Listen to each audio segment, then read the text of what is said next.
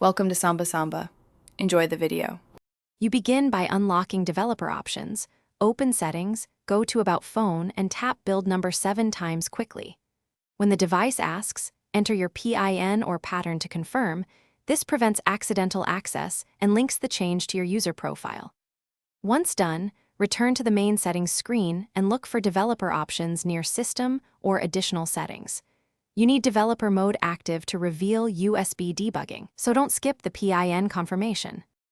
You now open developer options and scroll until you find USB debugging, which controls ADB access for tools like ADB and IDEs. Toggle it on and read the security prompt. Accept only if you trust the computer.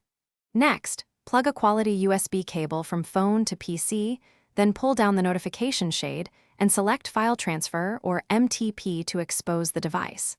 Once connected, your computer should detect the phone and request authorization for debugging. You finish by authorizing the computer. When the RSA key prompt appears on the phone, check Always Allow from this computer if it's yours, then tap Allow. This grants persistent ADB access.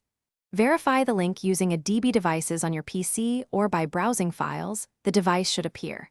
If it does not, disconnect and change USB mode to File Transfer, toggle USB debugging off and on, and reconnect.